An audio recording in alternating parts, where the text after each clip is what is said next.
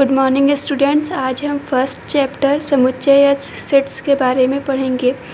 समुच्चय की परिभाषा: किसी विशेष गुण वाले वस्तु या पदों का संग्रह समुच्चय सेट कहलाता है। मतलब कि अगर हम कोई विशेष गुण वाले वस्तुओं का या पदों का संग्रह करें, कलेक्शन लें, तो वो कलेक्शन ही समुच्चय होगा।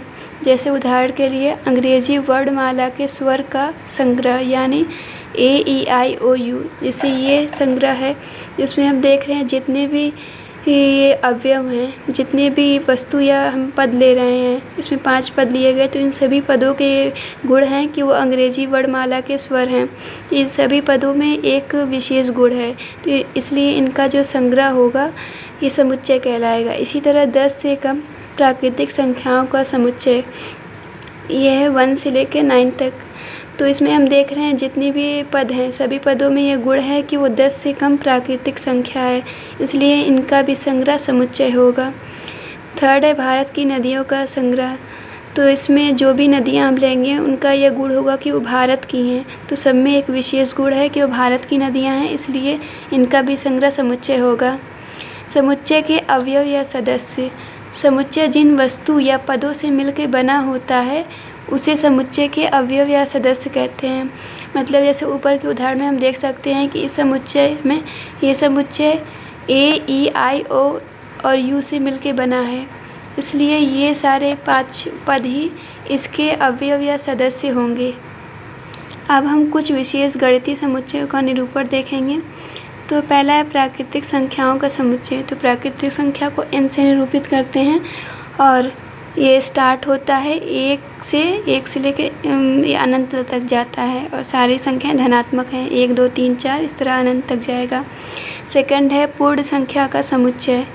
तो इसको W से निरूपित करते हैं, ये 0 से शुरू होता है, 0 1 2 3 लेकर अनंत तक जाएगा ये। परिमेय संख्या का समुच्चय, इसको Q से निरूपित करते हैं और ये P/Q के रूप में होता है, जहाँ Q को 0 नहीं होना चाहिए। तो इस तरह की जो संख्याएं होंगी वो परिमेय संख्याएं कहलाएंगी। जैसे हम ले सकते हैं 1/2, 3/4। तो ये सारी जो संख्याएं P/Q के रूप में हैं और यहाँ पे Q 0 भी नहीं है, इसलिए परिमेय संख्या होगी। अगला है पूर्णांकों का समुच्चय। तो ये जो होता है ये 0 से इस साइड और इस साइड दोनों साइड लेते हैं नंबर, तो मतलब माइनस में भी सारे नंबर और प्लस में भी सारे नंबर, -1 -2 -3 और +1 +2 +3 और +0 बीच में रहेगा। और यह वास्तविक संख्याओं का समुच्चय, तो इसको R से निरूपित करते हैं और काल्पनिक संख्याओं को छोड़ के जितनी भी संख्याएं होती हैं वो सभी वास्तविक ही होती हैं। अगला है समुच्चय का निरूपण। तो समुच्चय के निरूपण की 2 विधि है। पहली विधि है तालिका या सारणीबद्ध विधि। तो इसमें जितने भी हमारे अवयव होते हैं सबको मझले कोष्ठ में कॉमा लगा के अंदर रख देते हैं। जैसे उदाहरण है कि प्रथम 5 प्राकृतिक संख्याओं का समुच्चय। तो इस पर हमें जो 5 पद हैं, 5 अवयव हैं, सभी अवयव को कॉमा लगा के मध्य ब्रैकेट के अंदर रख दिया गया है। सम संख्याओं का समुच्चय, तो इसमें जो भी सम संख्याएँ और आती रहेंगी तो हम डॉट डॉट लगा दिए हैं और सारे जो अवयव हैं उनको कॉमा लगा के मझले ब्रैकेट के अंदर रख दिए हैं।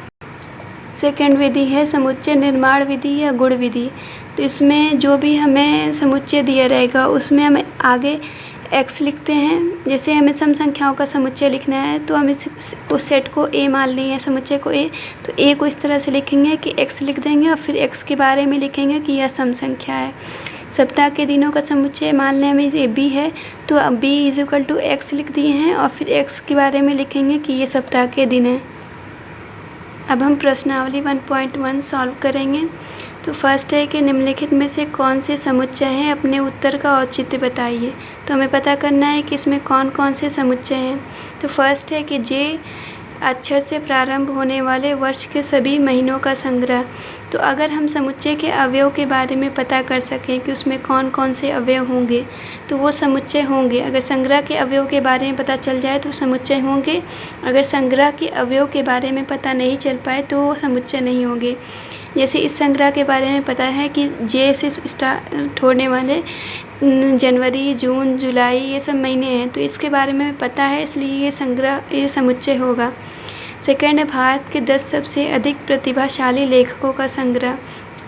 तो हमें नहीं पता है कि भारत के सबसे अधिक प्रतिभाशाली 10 लेखक कौन कौन से हैं, यानी इस संग्रह के अवयव के बारे में हमें नहीं पता है, तो ये समुच्चय नहीं होगा। थर्ड है कि विश्व के सर्वश्रेष्ठ 11 बल्लेबाजों का संग्रह, तो इसके बारे में भी हमें नहीं पता है कि 11 सर्वश्रेष्ठ बल्लेबाज कौन है, इसलिए ये संग्रह भी समुच्चय नहीं होगा।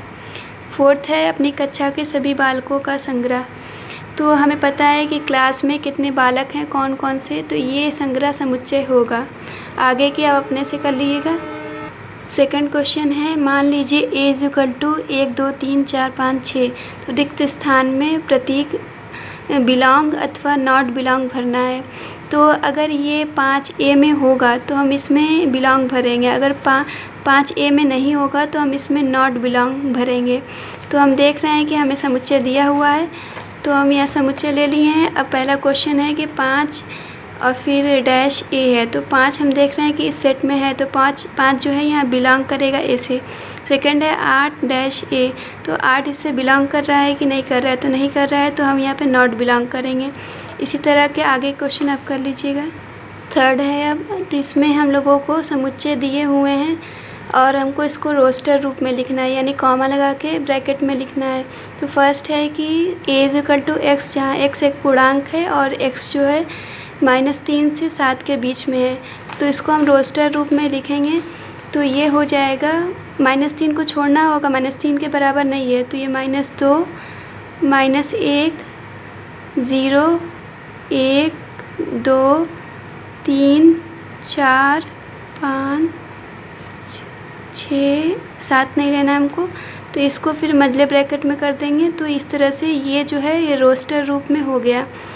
और अगला हम ये चौथा देखते हैं, इसमें है कि D = x, जहाँ x एक आभाज्य संख्या है और जो संख्या 60 की भाजक है, तो हम 60 की भाजक आभाज्य संख्या देखेंगे। तो हम जानते हैं कि 2 60 को काटता है और अभाज्य भी है, 3 भी 60 को काटेगी और अभाज्य है, और 5 भी 60 को काट देगी, अभाज्य है। तो इतनी ही संख्याएं हैं, इनका जो इस तरह से कॉमा लगा के ब्रैकेट में लिख देंगे तो ये इसका रोस्टर रूप हो जाएगा। बाकी क्या आप कर लीजिएगा।